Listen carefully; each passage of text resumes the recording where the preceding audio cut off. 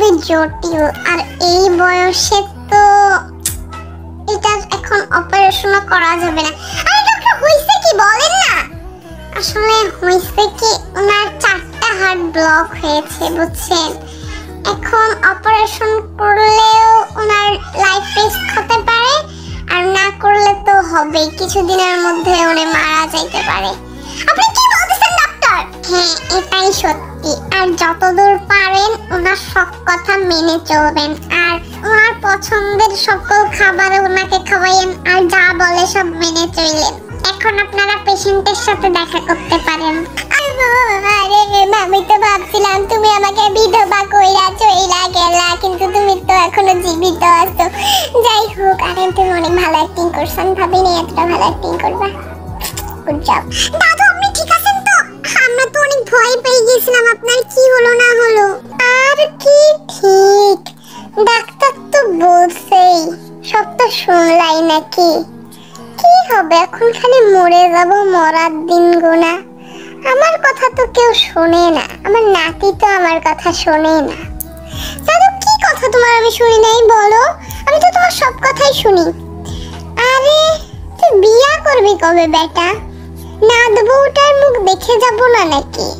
তারপর আবার নাতি নাতনি আছে, ওদের সাথে কি একটু খেলাধুলা করতে পারবো না নাকি? এই বুড়া, তোমার কি সব মাথা গেছে নাকি? নাতি নাতনি না, নাতি নাতনির ছেলে মেয়ে। হ্যাঁ হ্যাঁ, ওই একই হইল। মরেই যাব, আর এত ভুল ধরে কি হবে জিন, তাই না? কিরে জাঙ্কু, তোর দাদুর শেষ ইচ্ছেটা পূরণ করবি না? তোর দাদু কিন্তু পরলোকে শান্তি পাবে না রে। আর বেশি কিছু তো চাইনি বুড়োটা, শুধু বলছে বিয়েটা দেখতে চায়।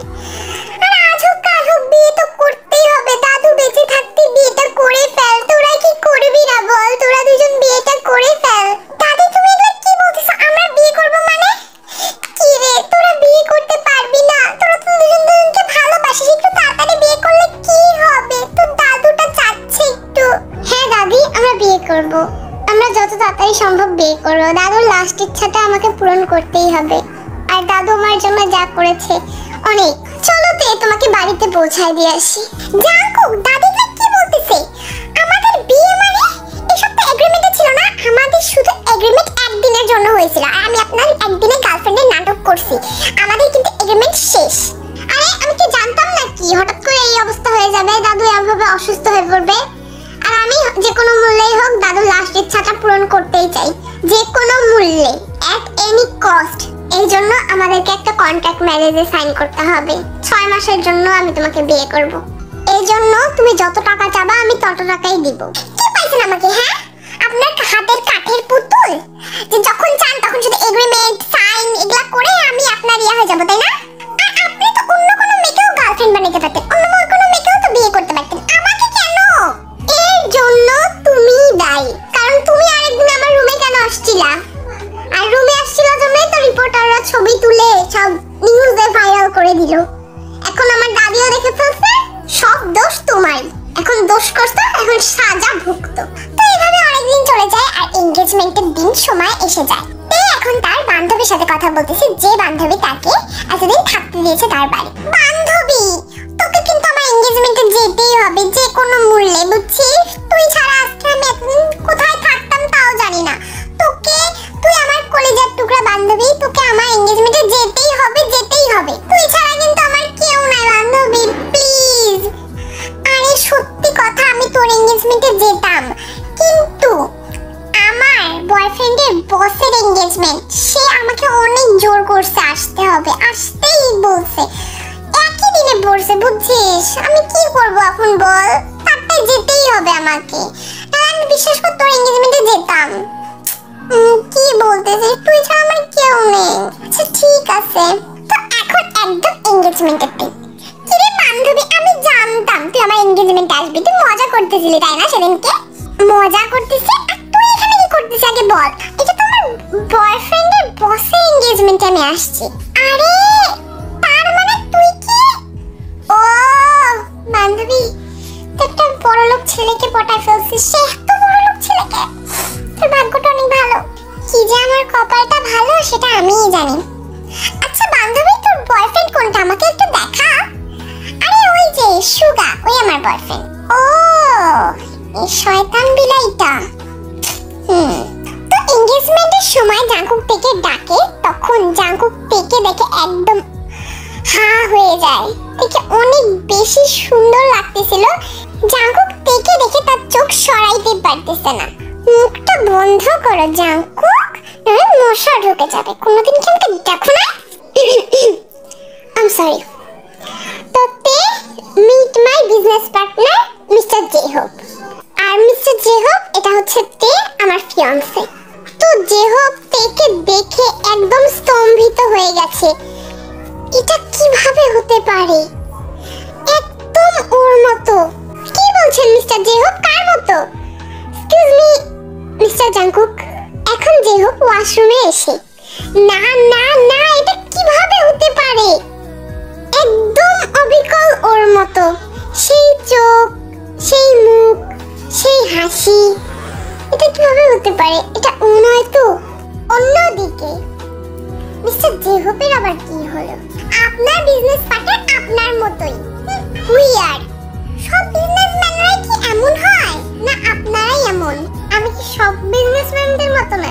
এটা বলে জাঙ্কুক তের দিকে আগাতে থাকে আর তে ঘাবড়ে যায়। ডোন্ট থিংক টু মাচ, ওকে? পিছন দিক দিয়ে ওয়েটারের যাওয়ার জায়গা ছিল না, তাই একটু স্পেস করে দিলাম।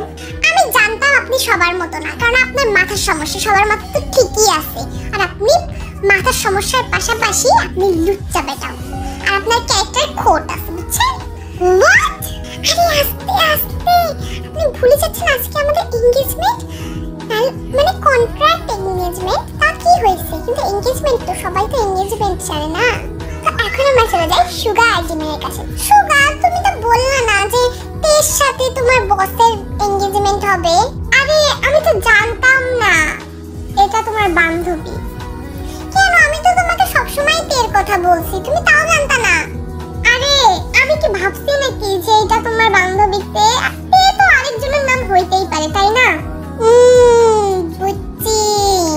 একদিন যদি কিডন্যাপার বলে যে আমি জিমিনকে কিডন্যাপ করছি, আমাকে টাকা দিয়ে যা, আর তুমি বলবে যে না আমি তো জিমিন নামে কাউকে চিনি না, তাই না? আরে তুমি তো কিভাবে ভাবতেছো? তোমার বিষয়টা আলাদা, তাই না জিমিন? আর কিডন্যাপার তো তোমাকে কিডন্যাপ করবে না, কারণ তোমার মুখে যা ধার, এটাতেই কিডন্যাপারের হাত মুখ কেটে যাবে। তুমি কি বলতে চাইছো আমি ঝগড়ি? আমি কখন বললাম জিমিন? তুমি তো নিজেই বলতেছো। তোমার সাথে প্রেম করে আমার জীবনটা লস হয়েছে, আমার ওয়েস্টিং টাইম হয়েছে, বুঝছো? দেখো আমার বান্ধবীর দিকে, ওরা কত রোমান্টিক কাপল, আর কত ভালো একটা ছেলে পাইছে। তুমি আনরোমান্টিক, বিদায় কথা। এখন জাঙ্কুক আর তের এনগেজমেন্ট হবে। এনগেজমেন্টের সময় জাঙ্কুক আর তে নরমালি জাস্ট এনগেজমেন্ট রিং সেরিমনিটা করে ফেলে। দেখো ওদের দুজনকে কত সুন্দর লাগতেছে, আর স্পেশালি তেকে বেশি সুন্দর লাগতেছে, তাই না? হ্যাঁ, তেটা অনেক সুন্দরী, এইজন্যই অনেক সুন্দর লাগতেছে ওদেরকে। আর বসও কিছু কম না। তুমি কি বলতে চাচ্ছ তে আমার চেয়ে বেশি সুন্দরী? আরে না না, আমি এটা কখন বললাম? আমি বলতে চাচ্ছি তেও সুন্দর। না না, বললা নেই, আমি জানি আমাকে বাদ দিয়ে তোমার সব মেয়েকেই ভালো লাগে। তোমাকে যে আমি কেন প্রেম করতে, তোমার সাথে আমার পিছনে কত সুন্দর সুন্দর ছেলে ঘুরতো, কত লম্বা লম্বা ছেলেরা ঘুরতো, আর আমি প্রেম করতেছি বাটুলটার সাথে। পার্টিতে অনেক সুন্দর সুন্দর ছেলে আছে। এখন ব্রেকআপ, বাই। জিমিন শোনো, জিমিন আমার কথাটা শোনো, বলছি না একদম পিছে পিছে আসবে না, ব্রেকআপ। কি বান্ধবী কাঁদতেছিস কেন? এখানে তো অনেক গেস্ট আছে, চল চল। কাঁদতেছিস কেন বল? তুই কাঁদলে কিন্তু তোর সব মেকআপ উঠে যাবে। কাঁদিস না, চোখ মুছ। আচ্ছা আচ্ছা, কানবো না, কিছু ওঠে নাই তো, দেখতো মনে হয় ঠিকই আছে, ওয়াটারপ্রুফ সব কিছু। জানিস সুগা, কি হয়েছে সুগা? সুগা আমার সাথে ব্রেকআপ করছে বান্ধবী, ওই খুবই খারাপ, ওই সব মেয়েকে পছন্দ করে শুধু আমাকে বাদ দিয়ে। বুঝতেছিস কিছু? আরে না না, তোর কথা ভুল হচ্ছে, সুগা তো অনেক ভালো। না রে, তুই জানিসই না, সুগা অনেক খারাপ। ওই আমাকে বাদ দিয়ে সব মেয়ের দিকেই দেখে, জানিস? সব মেয়েকে সুন্দর বলে শুধু আমাকে বাদ দিয়ে। তারপর তোর ভাগ্যটা কত ভালো, মিস্টার জাঙ্কুক কত ভালো, সুগার মতো অতটা লজ্জা না। আর তোরা কত